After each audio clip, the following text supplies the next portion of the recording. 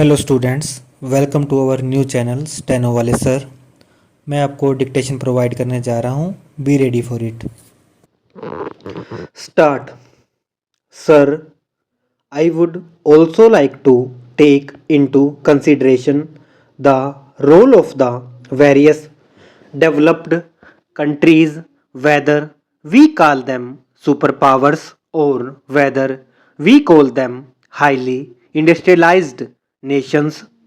Also, the world in general is aware of the movement for disarmament, which has taken a passive nature, although the movement for detent and disarmament is growing in the world, but it has not had the desired amount of success in preventing the proliferation as well as the worsening of the strategic environment in various places, and as pointed out by the learned professor, as destabilization of regional areas, whether it is in our continent or elsewhere, but it is a most dangerous event taking place in our subcontinent. It affects every life of our country, every citizen of our country. Now, the latest offer by the US and the certification by the President of the United States to Pakistan and the promise of $100 million in the wake of the $3 billion which has been given in the last 5 years and the $4 billion coming in the next 5 to 6 years is not very clear whether the AVCAS, that is airborne warning and control system, which is sought to be given to Pakistan as the published reports indicate, is part and parcel of that, as has been brought out by various members.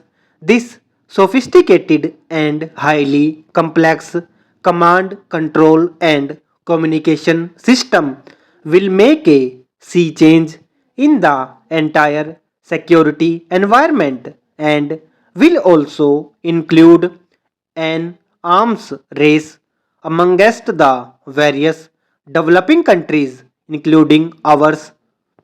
This, to my mind, is another way of following the old accepted theory that was a continuation of the state policy by other means. That means it will force us and other countries of this subcontinent into diverting the valuable resources from development to national security or to defense needs. If we see the type of equipment and weapons which have been given, we will find this. One is the Harpoon missiles, which cannot be used anywhere but in the seas, and over again spokesmen from the government have raised it in this house that it cannot be used either against the Soviet Union or against Afghanistan. It can also be used against us and our navy.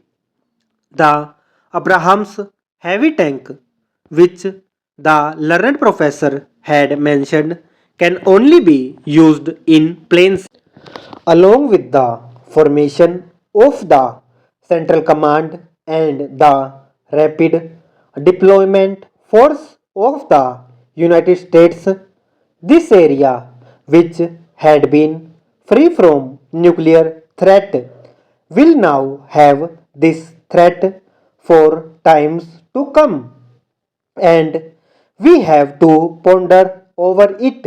and government will have to do some serious thinking how to neutralize and how to minimize its effect, the threat which is to our country. If we also compare India's track record as far as nuclear energy development program or use of nuclear energy is concerned, we will see that this right from the early 50s or even the late 40s, we had taken recourse to borrowing technology from Canada, the United States, France, and other advanced countries. But today we are in a position where we have not only added to our indigenation efforts and innovated and reached a position of self reliance in technology, but we are also in a position where we can help other third world countries. In the last General Body meeting of the International Atomic Energy Authority in Vienna, the superpowers were not keen to transfer technology to the poorer and the developing third world countries who are at the moment suffering from shortage of funds as well as energy, but on the other hand pressure was put on India to sign the NFT, which India rightly has been refusing.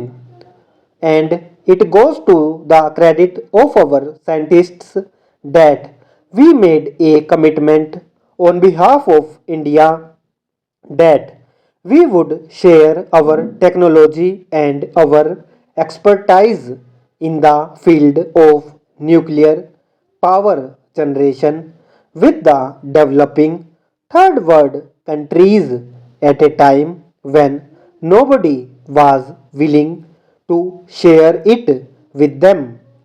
While we have been keeping up to our principles and thesis of peaceful use of atomic energy and have gone ahead with fast breeder technology reactors we have in the field of medicines.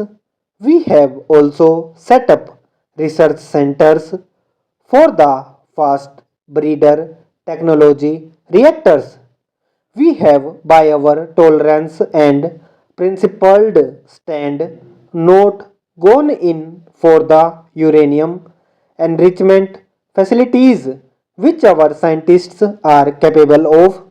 This, I suppose, is being taken as a weakness and not as our principled stand. Therefore, this advantage, which is being taken by the United States of America and Pakistan, must be taken serious note of. It is another matter of serious concern.